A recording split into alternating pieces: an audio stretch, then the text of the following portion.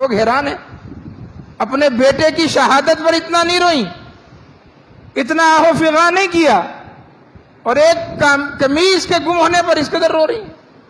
لوگوں نے کہا آخر اس قمیض میں ایسا کیا تھا آپ اس قدر رو رہی ہیں؟ سیدہ اسماء بنت ابی بکر نے کہا وہ قمیض رسول اللہ صلی اللہ علیہ وسلم کی، اللہ کے نبی کی قمیض تھی جو میری بہن عائشہ کے پاس تھی رضی اللہ تعالیٰ عنہ۔ ان کی وفات ہوئی، وہ قمیض میں نے لے لی، جاؤ وہ قمیض ڈھونڈو، قمیض نہیں مل رہی، قمیض نہیں مل رہی۔ سیدہ اسماء بنت ابی بکر زاروں کے تار رو رہی، فرمایا لل قمیض اشد علی من قتل عبداللہ، مجھے اپنے بیٹے کی شہادت کا اتنا غم نہیں ہے جتنا غم مجھے اس قمیض کے کھو جانے کا ہے۔ اما بعد فاعوذ باللہ السمیع العلیم من الشیطان الرجیم من حمزہ ونفخہ ونفثہ وما آتاکم الرسول فخذوہ وما نہاکم عنہ فانتہوا واتقوا اللہ ان اللہ شدید العقاب۔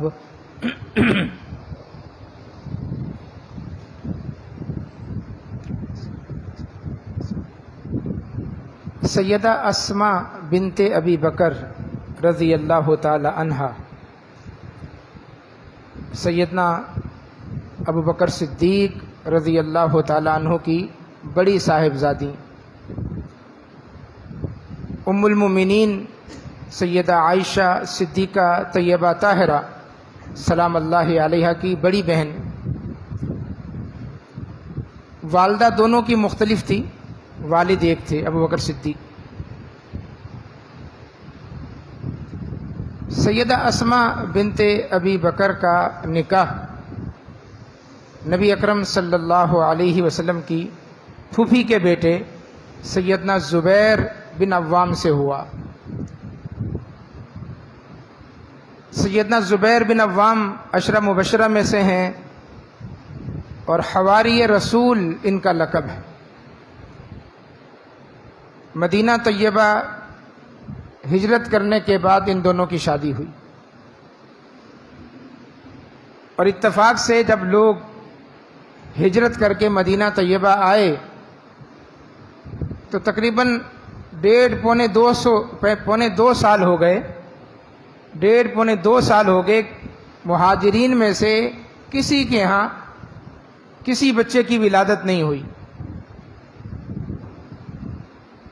یہودیوں نے، جو مدینہ کے یہودی تھے، یہ بات مشہور کر دی کہ یہ لوگ جو ہجرت کر کے آئے ہیں مہاجر، ان پر جادو کر دیا گیا ہے، ان کی بندش کر دی ہے، اب ان کے یہاں اولاد نہیں ہوگی۔ اسی دوران اللہ تبارک و تعالی نے سیدہ اسماء بنت ابی بکر کو بیٹے سے نوازا۔ نبی اکرم صلی اللہ علیہ وسلم نے ان کے بیٹے کا نام رکھا عبداللہ، جو عبداللہ ابن زبیر رضی اللہ تعالیٰ عنہ کے نام سے معروف، اور ان کی ولادت سے خوشی کی ایک لہر دوڑ گئی۔ تمام اہل اسلام خوش ہو گئے کہ یہودیوں کی بات غلط نکلی، کوئی بندش نہیں، کوئی جادو نہیں۔ اللہ تبارک و تعالیٰ نے عبداللہ ابن زبیر کو بڑی صلاحیتوں سے نوازا۔ 2 ہجری میں پیدا ہوئے، نبی اکرم صلی اللہ علیہ وسلم کی وفات کے وقت 10 سال کے تھے۔ اس کے بعد جوان ہوئے، ابو بکر صدیق کا زمانہ دیکھا، عمر فاروق کا دور خلافت دیکھا، سیدنا عثمان غنی کا دور خلافت دیکھا، سیدنا علی، سیدنا حسن، سیدنا امیر معاویہ رضی اللہ تعالیٰ عنہ، سب کے دور خلافت میں زندہ رہے، جنگوں میں حصہ لیتے تھے، لڑتے تھے، حتیٰ کہ سیدنا معاویہ کی وفات ہوئی 60 ہجری میں۔ اس کے بعد ان کا بیٹا یزید وہ خلیفہ بنا۔ 4 سال کے بعد یزید کا انتقال ہوا تو سیدنا عبداللہ ابن زبیر نے اس عرصے میں، آپ مکہ میں رہ رہے تھے، اپنی خلافت کا اعلان کر دیا کہ میں خلیفہ ہوں، اور آپ کی خلافت مکہ کے اندر، مدینہ کے اندر اور حجاز کے اندر اس نے استحکام اور استقرار پکڑ لیا۔ جیسے جیسے آپ کی خلافت کا زور پھیل رہا تھا اور آپ کی خلافت زور پکڑ رہی تھی، اموی خلفاء جو پریشان تھے، چنانچہ مقابلہ کرنے کے لیے حجاج ابن یوسف فوج لے کر آیا۔ 72 ہجری میں وہ فوج لے کر آیا۔ 6-8 مہینے اہل مکہ کا اس نے حصار کیا، محاصرہ کیا، اور بالآخر 73 ہجری میں سیدنا عبداللہ ابن زبیر کو مکہ میں شہید کر دیا گیا۔ یہ تاریخ کا بڑا المناک واقعہ ہے، اور اس واقعے کے تعلق سے بڑا رتب و یابس، بڑی عجیب و غریب کہانیاں تاریخ کے اندر موجود ہیں۔ وہ میرا موضوع نہیں، میں یہاں بات ایک دوسری بتانا چاہتا ہوں کہ سیدنا عبداللہ ابن زبیر کو شہید کرنے کے بعد حجاج ابن یوسف نے لاش لٹکا دی۔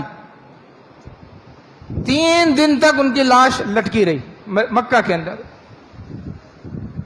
والدہ ان کی زندہ تھی، اسماء بنت ابی بکر رضی اللہ تعالیٰ عنہ، 100 سال کی عمر ہو چکی تھی، اور خود جب عبداللہ ابن زبیر شہید ہوئے 80 سال کے بڑے تھے، 80 سال سے بڑھ کے عمر تھی۔ والدہ آتی اور لاش دیکھتی کہ لٹکی ہوئی ہے، تو بعض کہتے ہیں کہ حسرت کے ساتھ یہ کہتی تھی، اور بعض کہتے تھے کہ بہادری کے ساتھ یہ کہتی تھی کہ ابھی اس شاہ سوار کے اس سواری سے اترنے کا وقت نہیں آیا، ابھی اس خطیب کے منبر سے نیچے اترنے کا وقت نہیں آیا۔ بعض کہتے ہیں کہ اس کے اندر بہادری تھی، اور بعض کہتے ہیں کہ اس کے اندر حسرت تھی، کیا ابھی بھی اس کو نیچے نہیں اتارو گے؟ بہرحال 3 دن کے بعد ان کی لاش اتاری گئی اور ان کی تدفین عمل میں آ گئی۔ ان کی تدفین کے بعد سیدہ اسماء بنت ابی بکر نے، جو 100 سال سے زیادہ کی اس وقت تھیں، انہوں نے لوگوں سے کہا کہ وہ قمیض ڈھونڈو، قمیض۔ عبداللہ ابن زبیر کے پاس ایک قمیض تھی، میرے لال کے پاس ایک قمیض تھی، قمیض ڈھونڈو۔ رونے لگ گئی، قمیض کا تذکرہ کر کے رونے لگ گئی، ڈھونڈو قمیض۔ لوگوں نے کہا کیسی قمیض، کس طرح کی قمیض؟ انہوں نے کلر بتایا اس قمیض کا، اس کا ڈیزائن بتایا، اس طرح کی قمیض تھی، جاؤ قمیض ڈھونڈو۔ آہو فغاں کرنے لگ گئی، رونے لگ گئی۔ لوگ حیران ہیں، اپنے بیٹے کی شہادت پر اتنا نہیں روئیں، اتنا آہو فغاں نہیں کیا، اور ایک قمیض کے گم ہونے پر اس قدر رو رہی ہیں۔ لوگوں نے کہا آخر اس قمیض میں ایسا کیا تھا آپ اس قدر رو رہی ہیں؟ سیدہ اسماء بنت ابی بکر نے کہا وہ قمیض رسول اللہ صلی اللہ علیہ وسلم کی، اللہ کے نبی کی قمیض تھی، جو میری بہن عائشہ کے پاس تھی رضی اللہ تعالیٰ عنہ۔ ان کی وفات ہوئی، وہ قمیض میں نے لے لی، جاؤ وہ قمیض ڈھونڈو۔ قمیض نہیں مل رہی، قمیض نہیں مل رہی۔ سیدہ اسماء بنت ابی بکر زاروں کے تار رو رہی، فرمایا لل قمیض اشد علی من قتل عبداللہ، مجھے اپنے بیٹے کی شہادت کا اتنا غم نہیں ہے جتنا غم مجھے اس قمیض کے کھو جانے کا ہے۔ اللہ کے نبی کی قمیض ہے، جاؤ ڈھونڈو۔ بات پھیلی تو وہ جو حجاج ابن یوسف کے ساتھ لوگ آئے تھے اس کی فوج میں، وہ قمیض ایک شخص کے پاس تھی، وہ لے کر آ گیا، کہنے لگا کہ قمیض میرے پاس ہے، میں قمیض آپ کو دے دوں گا، واپس کر دوں گا، اس لیے کہ مجھ سے آپ کا رونا برداشت نہیں ہوتا، اس بڑھاپے میں 100 سال کی عمر میں جس طرح آپ رو رہی ہیں، یہ قمیض میں آپ کو واپس کر دیتا ہوں، لیکن میری ایک شرط ہے۔ سیدہ اسماء بنت ابی بکر نے شرط سنے بغیر کہا مجھے تمہاری ہر شرط منظور ہے، بولو کیا شرط؟ اس شخص نے روتے ہوئے کہا کہ آپ میرے لیے بخشش کی دعا کریں، استغفار کی دعا کریں، اللہ میرے گناہ معاف کر دے، یہ قمیض میں آپ کے حوالے کر دوں۔ چنانچہ سیدہ اسماء بنت ابی بکر نے ہاتھ اٹھائے اور اس کے لیے بخشش کی دعا کی، اور اپنے پوتے عبداللہ بن عروہ سے کہا، عروہ ابن زبیر کے بیٹے عبداللہ سے کہا کہ یہ قمیض لے لو۔ وہ قمیض ان کو ملی، کہا یہ قمیض اتنی بابرکت ہے، اللہ کے نبی کی قمیض، کہ اگر کوئی بیمار ہو جاتا تو ہم اس کو پانی میں بھگو کر وہ پانی اس بیمار کو پلاتے، اللہ اس کو شفا دے دیتا، اس لیے کہ یہ اس ذات بابرکات کی قمیض ہے جس کو اللہ نے طاہر اور مطہر بنایا، یہ اللہ کے نبی کی قمیض۔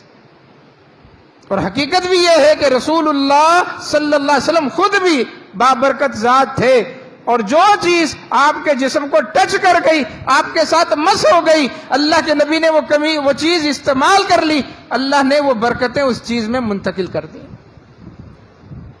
اور یہ خاصہ صرف رسول اللہ صلی اللہ علیہ وسلم کا تھا، صرف رسول اللہ کا، کسی اور کا یہ خاصہ ہے ہی نہیں کہ اس کی قمیض میں، اس کے جوتے میں، اس کے پسینے میں، اس کے متروکات میں، اس کے استعمال کردہ چیز میں اللہ نے برکت رکھی ہو، نہیں، یہ خاصہ صرف رسول اللہ صلی اللہ علیہ وسلم کا تھا۔ ورنہ سیدہ اسماء کے پاس اپنے والد ابو بکر کی قمیض ہونی چاہیے تھی، سیدہ اسماء بنت ابی بکر کے پاس اللہ کے نبی کی قمیض کیوں ہے، اپنے والد ابو بکر کی قمیض کیوں نہیں؟ جبکہ سب کو پتا ہے افضل البشر بعد الانبیاء سیدنا ابو بکر صدیق، ابو بکر صدیق کی قمیض نہیں ہے۔ ام المومنین سیدہ حفصہ کے پاس اپنے والد عمر کی قمیض نہیں ہے، نہ قمیض ہے، نہ جوتی ہے، نہ استعمال کا کوئی برتن ہے، کوئی چیز نہیں، نہ کسی کے پاس سیدنا عثمان کی کوئی چیز ہے، نہ کسی کے پاس سیدنا علی کی کوئی چیز ہے۔ یہ صحابہ کا یہ اجماع تھا، یہ عقیدہ تھا کہ یہ متروکات کے اندر، چیزوں کے اندر جو اللہ تعالیٰ نے برکت رکھی ہے، یہ صرف رسول اللہ صلی اللہ علیہ وسلم کا خاصہ تھا۔ صحابہ کے پاس چیزیں تھیں اللہ کے نبی صلی اللہ علیہ وسلم کی، لیکن رفتہ رفتہ وہ ساری چیزیں اللہ نے مفقود کر دی، جس کے پاس جو تھا وہ ختم ہو گیا، امتداد زمانہ کے ساتھ وہ چیز محو ہو گئی، ختم ہو گئی، یا پھر صحابہ کرام اپنے ساتھ لے کر دفن ہو گئے، کوئی چیز نہیں چھوڑی انہوں نے دنیا میں اللہ کے نبی صلی اللہ علیہ وسلم کی، کوئی چیز نہیں چھوڑی۔ اللہ کے نبی کی انگوٹھی تھی جس پر لکھا تھا محمد الرسول اللہ، جو انگوٹھی ہے اللہ کے نبی مہر لگاتے تھے۔ آپ کی وفات کے بعد بحیثیت خلیفۃ الرسول ابو بکر صدیق کے پاس آئی، آپ نے وہ پہنی، اللہ کے نبی کی انگوٹھی تھی۔ آپ کی وفات کے بعد سیدنا عمر فاروق نے وہ انگوٹھی پہنی، اپنے پورے عرصے خلافت میں انگوٹھی کو اپنی حرز جان بنا کر رکھا، پہن کے رکھا۔ سیدنا فاروق کی شہادت کے بعد سیدنا عثمان کے ہاتھ میں آ گئی، اب وہ استعمال کرتے تھے۔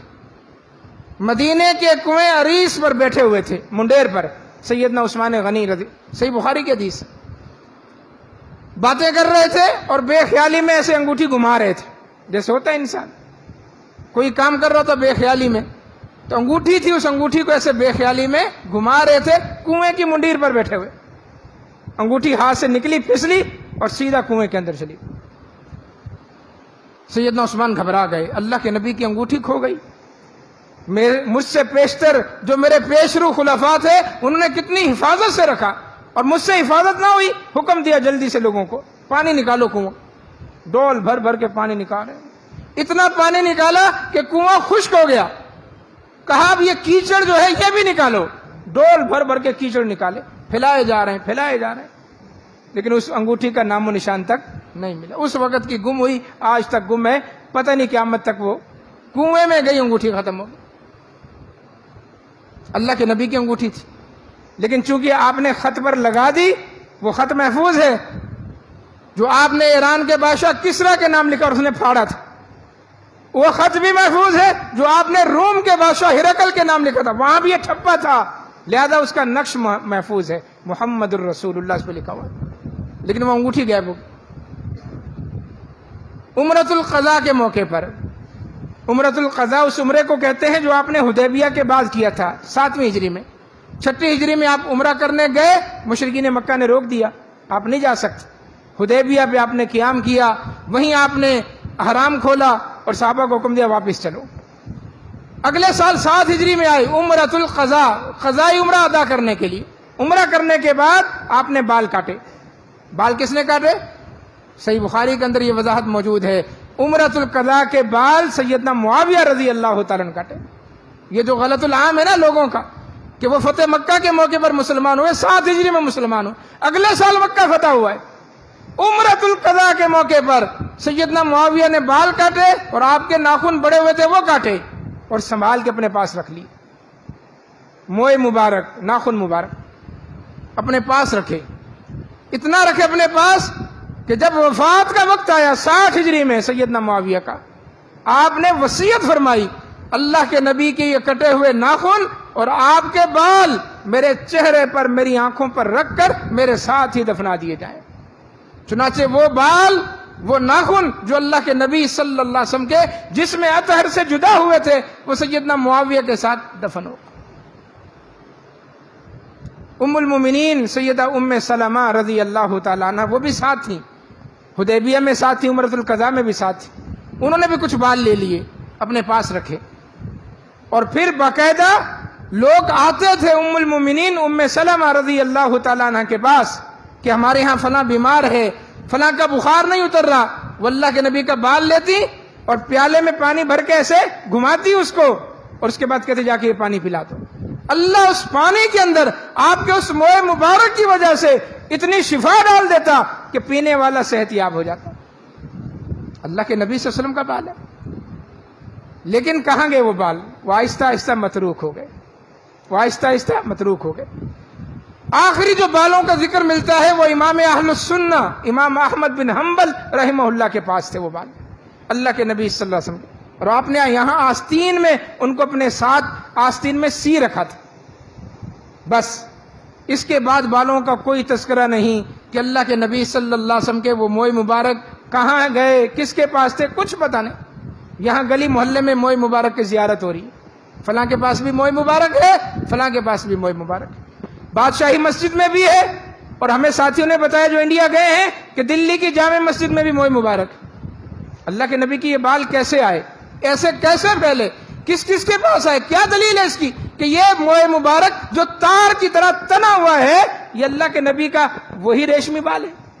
آپ کے بال تو ریشم کی طرح تھے، نرم و ملائم، یہ تار کی طرح تنا ہوا بال یہ اللہ کے نبی کا کیسے ہے؟ جذباتی ہونے کی بات نہیں ہے، ہماری قوم بڑی جذباتی ہو جاتی ہے، یہ جذباتیت کا اس کے ساتھ دخل نہیں ہے۔ جس طرح اللہ کے نبی صلی اللہ علیہ وسلم کی طرف ہم کوئی غلط بات منسوب نہیں کر سکتے، گناہ ہے، اور کتنا بڑا گناہ ہے، من کذب علی متعمدا فلیتبوأ مقعدہ من النار، صحیح بخاری کی حدیث ہے کہ جو میری طرف غلط بات منسوب کرتا ہے، ایسی بات جو میں نے نہیں کہی، پھر وہ کہتا ہے کہ اللہ کے نبی کی بات ہے، فرمایا مرنے کے بعد وہ یہ سمجھ کر آئے کہ مرنے کے بعد اس نے سوائے جہنم کے اور کہیں نہیں جانا، اپنا ٹھکانہ جہنم میں بنا کر آئے۔ بالکل یہی بات شیخ الاسلام امام ابن تیمیہ نے لکھی کہ بالکل اسی طرح اگر کوئی شخص دعویٰ کرتا ہے کہ اس کے پاس اللہ کے نبی کی چیز ہے، موئے مبارک ہے، نال مبارک ہے، یا پیالہ ہے، یا کوئی بھی چیز ہے، ہم اس سے سند مانگیں گے، سند۔ یہ دین ہے، مذاق نہیں ہے۔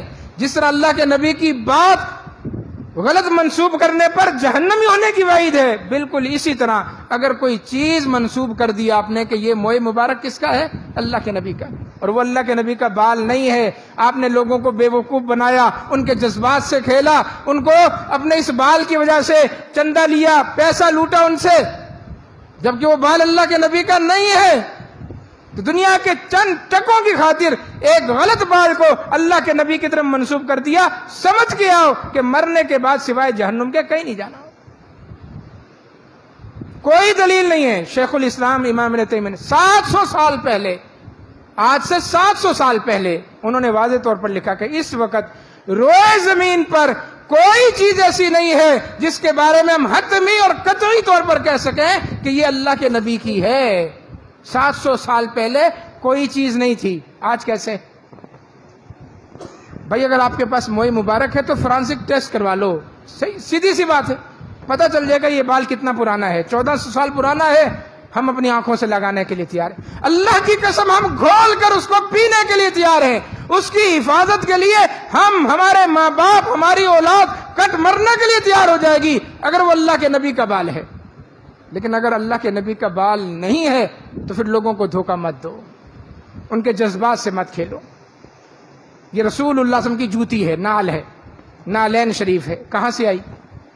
رسول اللہ صلی اللہ علیہ وسلم نے اپنی نالین مبارک کو، نالین تسنیہ کا سیکھا ہے، یہ بھی ایک غلط لفظ ہے، نالین دو جوتیوں کو کہتے ہیں، ایک جوتی ہے تو اس کو نال کہیں گے، نال، نالین تسنیہ کا سیکھا ہے، نعال اس کی جمع ہے۔ وہ ایک جوتی ہے جو کسی نے اپنی پگڑی پہ لگائی ہوئی ہے، کسی نے ماتھے پہ لگائی ہوئی ہے، کسی نے گاڑی میں لگائی ہوئی ہے، کسی نے مکان پہ لگائی ہوئی، کسی نے دکان پہ لگائی ہوئی. کیا نالین ہے؟ نالین نہیں ہے، وہ نال ہے. وہ ایک جوتی ہے، دو نہیں ہے، نال مبارک ہے. تو اللہ کے نبی صلی اللہ علیہ وسلم کی نال مبارک آپ نے پہنی، آپ کے جسم کو ٹچ ہوئی، آپ اس میں چلے، بابرکت ہے. اور اللہ کے نبی نے نشانی کے طور پر یہ نال اپنی دی بھی. اللہ اکبر. اللہ کے نبی کی جوتی ہے نا جناب، ہمیں بڑی محبت ہے اس سے. اور یہ واقعہ صحیح بخاری میں موجود ہے، صحیح مسلم میں موجود ہے. اللہ کے نبی اٹھ کر باہر نکل گئے. صحابہ پریشان ہوئے کہ اچانک آپ ہمارے درمیان سے اٹھیں، کہاں گئے؟ صحابہ پریشان ہو گئے آپ کو ڈھونڈنے کے لیے، کوئی ادھر کوئی ادھر، کہیں نہیں مل رہے. حتیٰ کہ کسی نے بتایا کہ اللہ کے نبی اس باغ میں ہیں.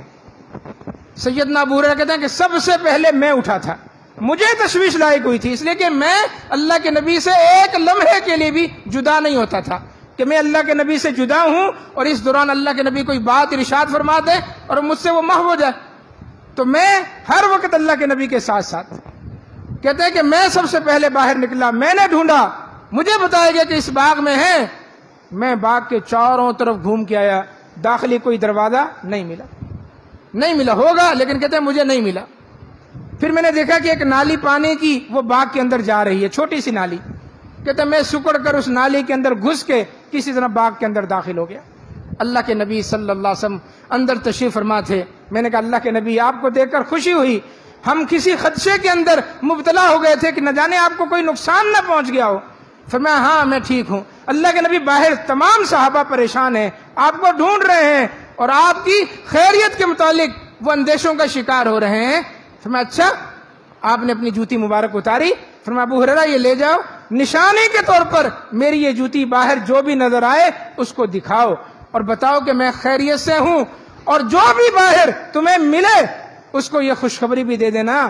کیونکہ صحابہ تشویش میں مبتلا ہو گئے تھے، ان کے دل اور ان کے کلیجے منہ کو آ رہے تھے سوچ کر کہ اللہ کے نبی نہ جانے کہاں گئے، آپ کو نہ جانے کوئی نقصان نہ پہنچ گیا ہو. فرمایا ان کو تسلی دینا کہ جس شخص نے بھی صدق دل کے ساتھ لا الہ الا اللہ پڑھ لیا ہے وہ جنتی.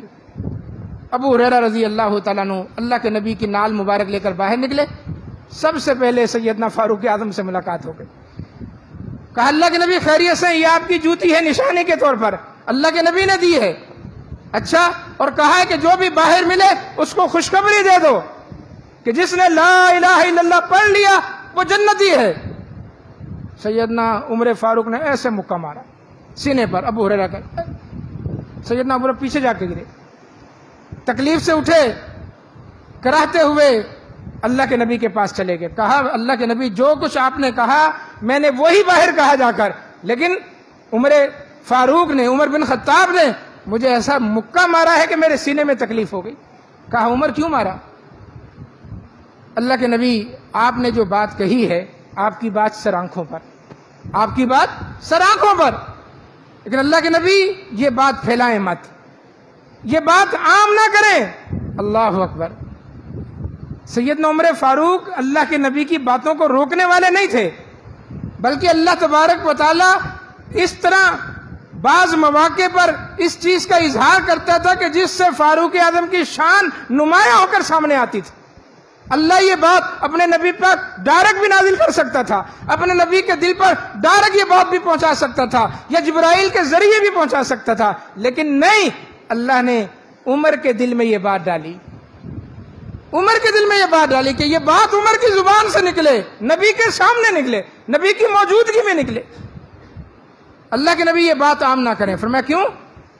کہا اللہ کے نبی مجھے یہ خدشہ ہے کہ اگر یہ بات لوگ سنیں گے تو لوگ اسی پر توکل کر لیں گے، بھروسہ کر لیں گے، نماز پڑھنا، روزے رکھنا چھوڑ دیں گے. عمر کا خدشہ ثابت ہوا کہ نہیں؟ صحیح ثابت ہوا نا آج کے دور میں. یہ خدشہ سیدنا عمر فاروق نے ظاہر کیا. اس وقت تو اس کا اظہار نہیں ہوا، اس لیے کہ صحابہ زبان کے بھی مسلمان، اعمال کے بھی مسلمان. ہم صرف زبان کے مسلمان، ہم اعمال کے کافر، اعمال کے بے ایمان. ہماری نیتوں میں کھوٹ، ان کی نیتیں درست، ان کے اعمال درست، ان کا کردار درست. جو زبان سے کہتے وہی دل میں ہوتا، وہی اعمال سے ظاہر ہوتا. آج کا مسلمان یہ سمجھتا ہے کلمہ پڑھ لیا بس معافی، نماز پڑھے نہ پڑھے، روزے رکھے نہ رکھے، دھاگے باندھ لو، تعویذ باندھ لو، بس یہ کافی ہے۔ تو سیدنا عمر نے فرمایا کہ اللہ کے نبی مجھے یہ خدشہ ہے کہ لوگ اعمال سے کورے ہو جائیں گے، اسی بات پر تکیہ کر لیں گے، مت کہیں۔ اللہ کے نبی صلی اللہ علیہ وسلم نے کہا ابو ہریرہ یہ بات کسی سے مت کہو، یہ عمر کی شان ہے، یہ عمر کا مقام ہے کہ اللہ عمر کی زبانی سے بعض چیزیں اپنے نبی پر واضح کرتا تھا۔ اللہ اکبر۔ اس سے یہ قطعاً ثابت نہیں ہوتا، نعوذ باللہ، نہ ہمارا یہ عقیدہ ہے کہ سیدنا عمر اللہ کے نبی سے بڑھ کے تھے، نہیں، بالکل بھی نہیں۔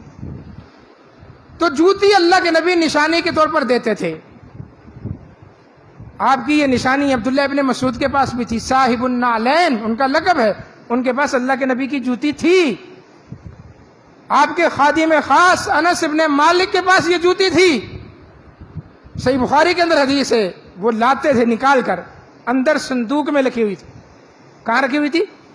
صندوق میں، بکسے کے اندر رکھی ہوئی تھی، لا کر نکال کے لوگوں کو دکھاتے تھے، یہ ہے محمد الرسول اللہ صلی اللہ علیہ وسلم کا کیا کہتے ہیں، پاپوش مبارک، یہ آپ کی پاپوش مبارک ہے۔ چنانچہ تسموں والی جوتی، دو پٹی والی، جیسی ہمارے ہاں ہوائی چپل ہوتی ہے، ویسی وہ چپل تھی جو عام طور پر اللہ کے نبی پہنتے تھے۔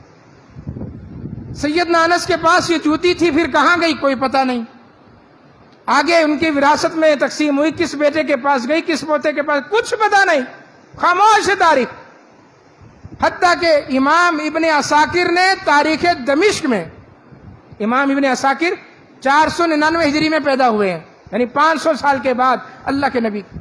اس کے بعد انہوں نے تاریخ دمشق لکھی ہے، 500 سال کے بعد جو تاریخ دمشق لکھی ہے، اس میں یہ واقعہ لکھا ہے کہ دمشق کا ایک موچی تھا، اسماعیل الحزا، اسماعیل موچی۔ اس نے سب سے پہلے اس حدیث کے تناظر میں جو صحیح بخاری میں ہے کہ اللہ کے نبی کی جوتی کے 2 تسمے تھے، اس نے اس حدیث کو سامنے رکھ کر 2 جوتیاں بنائیں اور لوگوں میں مشہور کر دیا کہ یہ اللہ کے نبی کی جوتی ہے۔ حالانکہ 500 سال بعد تمہیں کیسے پتا چلا اللہ کے نبی کی جوتی؟ صرف حدیث میں پڑھ کے کہ اللہ کے نبی کی جوتی اس طرح تھی۔ چنانچہ اب لوگوں نے اس جوتی کو جو اسماعیل الحزا دمشق کے موچی نے بنا کر دی، سینے پہ بھی لگا رکھا ہے، پگڑی پہ بھی لگا رکھا ہے، مکان اور دکان پہ بھی لگا رکھا ہے، دیو ہیکل جوتیاں بنا کر شہر میں لگا دی۔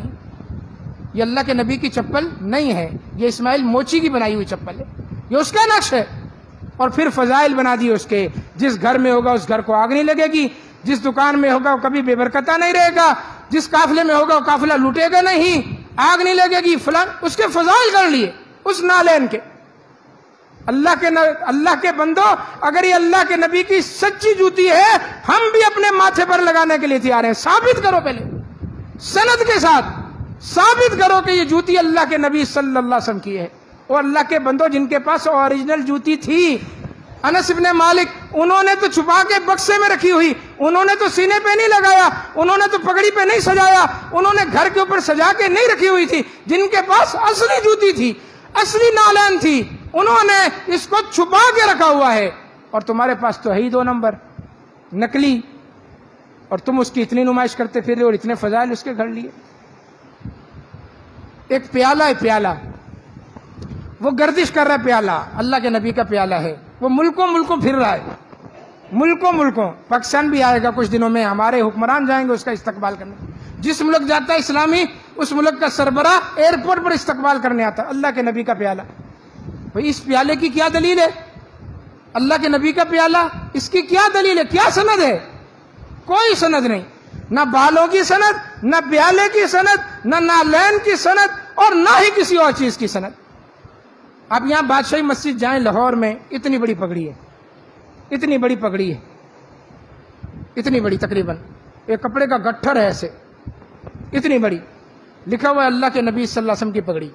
اللہ اکبر، یعنی جھوٹ بولتے ہوئے بھی، اللہ کے نبی کی طرف غلط انتساب کرتے ہوئے بھی لوگوں کو شرم نہیں آتی کہ ہم یہ کس ہستی کی طرف منسوب کر رہے ہیں۔ یہ تو اللہ کے نبی کی پگڑی ہے۔ مجھے ایک ساتھی نے بتایا ہے، پاکستان کے کسی شہر میں کوئی قمیض ہے لمبی 60 گز کی، سمجھ گئے آپ، 60 گز کی قمیض ہے، اور اس کے نیچے لکھا ہوا ہے آدم علیہ السلام کی قمیض۔ استغفر اللہ، آدم علیہ السلام کو اس دنیا سے گئے ہوئے کوئی یہ دنیا کی عمر کتنی ہے؟ اس کے بعد انسانوں کی عمر کتنی؟ 20,000 سال تو ہوگی نا، 25,000 سال، زیادہ سے زیادہ 25,000 سال سے اس کرۂ ارضی پر انسان آباد ہیں۔ 20,000 سال بھی لگا لیں، 20,000 سال پہلے آدم علیہ السلام اس زمین پر آئے تو یہ 20,000 سال پرانی قمیض صحیح سلامت کیسے ہے؟ صحیح تمہارے پاس اپنے پردادا کی قمیض ہے کسی کے پاس؟ پردادا کی قمیض ہے کسی کے پاس؟ آپ مجمع میں پوچھ رہا ہوں میں، جاگ رہے ہیں کہ سو رہے ہیں آپ لوگ؟ آپ جاگ رہے ہیں کہ سو رہے ہیں؟ پردادا کی قمیض ہے کسی کے پاس مجمع میں؟ آپ کے پردادا تھے، رکھنی چاہیے تھی، نیک اور صالح بھی تھے تب بھی، عالم تھے تب بھی۔ میرے پاس والد صاحب کا صرف ایک رومال ہے جو لوگ اوڑھتے تھے، 6-8 سال پہلے ان کی وفات ہوئی ہے، چیزیں ختم ہو گئی، کوئی نہیں رکھتا۔ لیکن چونکہ ایک نسبت ہے کہ فلاں چیز فلاں بزرگ کی ہے، اور لوگ جو بزرگوں کے تعلق سے جڑے ہوئے، نقشبندیہ، قادریہ، سہر وردیہ، وردیہ، بغیر وردیہ، خاکی وردیہ، انہوں نے اپنے بزرگوں کے نام سے ان کی ہر چیز محفوظ رکھی ہوئی ہے۔ یہ بزرگ کی لنگی شریف ہے، بزرگ جو لنگی باندھتے تھے وہ بھی محفوظ ہے۔ یہ چارپائی شریف ہے، اس چارپائی پہ بزرگ آرام کرتے، وہ محفوظ رکھی ہوئی۔ اللہ اکبر! بزرگ کی چارپائی ہو، بزرگ کی لنگی ہو، بزرگ کی جوتی ہو، بزرگ کی قمیض ہو، بزرگ کی پگڑی ہو، کچھ بھی ہو، اللہ کی قسم باعث برکت نہیں ہے۔ نہ اس کو دیکھنے پر کوئی ثواب ہے، نہ اس کی زیارت کرنے پر کوئی ثواب ہے، اور نہ اس کو گھول کر پینے میں شفا ہے۔ یہ خاصہ صرف محمد الرسول اللہ صلی اللہ علیہ وسلم۔ بے سند، جس طرح بے سند باتیں ہیں نا، بے سند باتیں، ہمارے لوگ کیا ہیں؟ جذباتی ہیں، بڑے جذباتی ہیں۔ دین کے نام پر جو ان کو دے دو نا، جو پھکی دے دو یہ کھا لیتے۔ ہاں، دنیا کے نام پر ان کو آپ کچھ نہیں کر سکتے۔ دنیا کے نام پر 2 نمبر چیز دیں گے، لا کے آپ کے منہ پہ ماریں گے۔ 2 نمبر چیز بیچتا ہے۔ دودھ لینا چھوڑ دیتے ہیں جو پانی زیادہ ڈالتے تو سارے گجر حضرات ہیں، معذرت کے ساتھ بہت کم ہوں گے جو دودھ میں پانی نہیں ملاتے ہوں گے، لیکن جس کے بارے میں پتہ چل جائے کہ یہ زیادہ ملاتا ہے، اگلے دن کہیں گے دودھ میں پانی ملاتا ہے۔ دوسروں کو بھی نصیحت کر رہے ہوتے، یار اس کے پاس نہیں جانا، وہ مرچی کے اندر برادہ ملاتا ہے، مسالے کے اندر 2 نمبر چیز بیچتا ہے۔ فلاں سبزی والا صحیح نہیں ہے، گلی سڑی سبزی بھی ڈال دیتا ہے۔ ہم خود بھی بچتے ہیں، دوسروں کو بھی بچنے کا کہتے ہیں، اس لیے کہ اس میں ہمارا دنیاوی فائدہ ہے۔ اللہ اکبر! ارے اللہ کے بندو، دین اتنا بیکار، اتنا 2 نمبر، اتنا کم حیثیت، اتنا کم قیمت، اتنا بے وقت بنا دیا تم نے کہ جو جس چیز میں لپیٹ کر دے آپ آنکھوں سے لگانے، آپ سینے سے لگا لیتے ہیں، پوچھنے تک کی جرت نہیں کرتے کہ مولوی صاحب یہ بات آئی کہاں سے۔ اتنا تو سوال کر لو اللہ کے بندوں کہ یہ بات آئی کہاں سے۔ بزرگ ہمارے سر آنکھوں پر، ہم ان کا عزت احترام کرتے ہیں، لیکن بزرگوں کی چیزیں ہمارے لیے حجت نہیں ہے۔ جب صحابہ نے صحابہ کی چیزیں، خلفائے راشدین کی استعمال شدہ چیزیں محفوظ نہیں رکھی، نہ ان کے بارے میں عقیدہ رکھا، صرف اللہ کے نبی کے بارے میں عقیدہ رکھا، تو آج کا بزرگ تو 1400 سال کے بعد کا ہے نا۔ اس کے تبرکات کی، اس کے جھوٹے کی، اللہ اللہ، بزرگ کھانا کھاتا ہے، ہڈیاں چوستا ہے، اور اس کے بعد وہ ہڈیاں باہر لا جاتی ہیں، یہ فلاں بزرگ، اس کا نام لیا جاتا ہے، یہ پیر صاحب کا بچا ہوا تبرک ہے۔ پیر صاحب نے جو ہڈیاں چوسی ہوتی ہیں، کھائی ہوتی ہیں، عوام اس پہ ٹوٹ پڑتی، اس کے چبائے ہوئے نوالے، اس کی چوسی ہوئی ہڈیاں وہ لوگ کھا رہے ہوتے ہیں۔ میرے بھائی، دین صرف محمد الرسول اللہ صلی اللہ علیہ وسلم کی بات کا، آپ کی ذات کا اور آپ کی متروکات کا نام ہے۔ اگر آج بھی ہمارا عقیدہ ہے، عقیدہ سن لیں، فتویٰ نہ لگائیں، ٹھگ سے فتویٰ، یہ وہابی گستاخ نجدی، بس 3 لفظ ہیں، یہ وہابی گستاخ نجدی، یہ نہیں مانتے۔ ابھی میں نے جو تقریر کی ہے اس میں کیا کہا ہے؟ ہم ماننے کے لیے تیار ہیں، لے آؤ نا۔ اور پھر ہم وہابی نہیں ہیں، ہم نجدی بھی نہیں ہیں، اور اللہ کے فضل سے گستاخ بھی نہیں ہیں۔ ہماری کسی مسجد کے باہر لکھا ہوتا ہے نجدی، کہ یہ نجدیوں کی مسجد ہے، تم نے تو باقاعدہ لکھ کے لگایا ہوتا ہے، انڈیا کے شہروں کی طرف منسوب کر کے اپنے آپ کو کہ یہ مسجد فلاں مسلک کے، فلاں شہر کے، فلاں مذہب کے ماننے۔ ہماری ایک مسجد دکھاؤ، ایک مسجد، پاکستان سے لے کر مراکش تک کسی ایک مسجد کے باہر لکھاؤ کہ یہ نجدیوں کی مسجد ہے۔ کیوں جھوٹ بولتے ہو عوام کو؟ علاقہ ایک نجد ہے، ہم نہیں نسبت کرتے، ہماری کوئی نسبت نہیں۔ ہمارا کیا تعلق نجد کے ساتھ؟ کوئی نسبت نہیں. لیکن خفت مٹانے کے لیے، جھیپ مٹانے کے لیے جب جواب کوئی نہیں بنتا، یہ نجدی ہیں. ہم نجدی نہیں اللہ کے فضل و کرم سے، ہم محمدی ہیں. کیا ہے؟ محمدی ہیں. نہ فاروقی، نہ صدیقی، نہ عثمانی، نہ علوی، نہ معاوی، نہ حسینی، نہ یزیدی، کچھ بھی نہیں. ہم صرف اور صرف محمدی ہیں الحمدللہ. نہ کسی شہر کی طرف نسبت ہے، نہ کسی شخصیت کی طرف نسبت ہے. تو نجدی کہنا چھوڑ دیں کہ آپ کے پاس جواب نہیں بنتا تو نجدی. اور میرے ایک کلپ ہے 4 دن کی قربانی کا، اللہ کے فضل سے بڑا وائرل ہوا، 1 لاکھ سے زیادہ لوگوں نے اس کو دیکھا. تو اب جس کے پاس جواب نہیں ہے وہ نیچے کمنٹ سے مختلف لوگوں نے مجھے 12 کہا کہ دیکھیں کتنی گالیاں دے رہے ہیں لوگ آپ کو. میں نے کہا دیتے رہیں، جس کے پاس جو ہے وہی دے گا. اپنے ظرف کا اظہار کریں، جس کے پاس گالی ہے وہ گالی دے گا، اور جس کے پاس حق کو سمجھنے کی صلاحیت ہے وہ آمین کہے گا، شاباشی دے گا.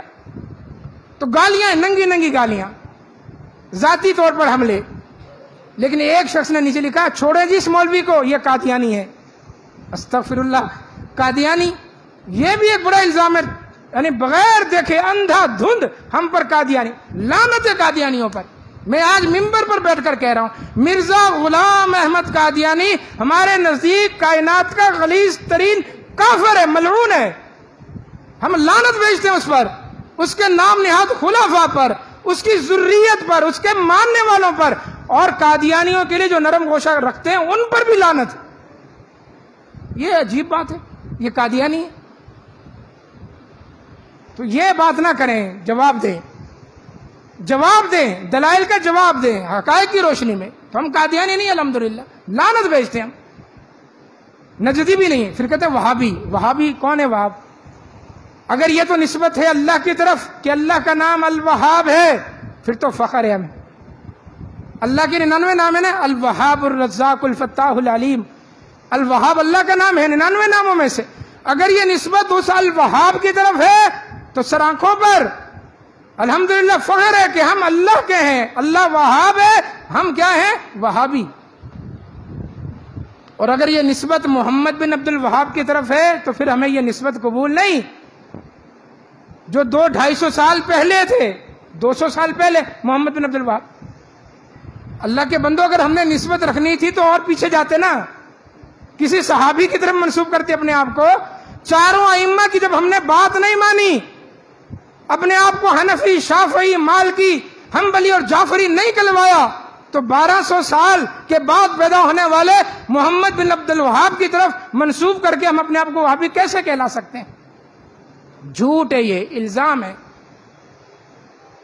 ہم نہ محمد بن عبد الوہاب کو اس طرح مانتے ہیں جس طرح تم ائمہ کو مانتے ہو. ہم اسے ایک مسلح مانتے ہیں، ایک داعی مانتے ہیں، اللہ کی طرف بلانے والا مانتے ہیں. بس اس کی جو اچھی باتیں اس کو لے لیتے ہیں، ختم. جس طرح دیگر ائمہ کی ہم عزت کرتے ہیں اس کی عزت کرتے ہیں. لیکن نسبت ہم نے نہیں کی، ہمارے کسی بزرگ نے نہیں کی. ہماری کسی کتاب میں کسی مسجد پر کوئی نہیں دکھا سکتا کہ یہ وہابیوں کی مسجد ہے، یہ نجدیوں کی مسجد ہے. تو کیوں ایسی باتیں ہماری طرف منسوب کرتے ہو؟ جواب دو. جواب، دلائل کا جواب دلائل ہوتا ہے، گالی نہیں ہوتا. اور گستاخ بھی نہیں الحمدللہ. اگر ہم گستاخ ہیں، اگر اہل حدیث گستاخ ہیں، اللہ کے نبی کو ماننے والے گستاخ ہیں، تو پھر قسم سے اللہ کی قسم ہے اس روئے زمین پر کوئی بھی اللہ کے نبی کا محب موجود نہیں ہے.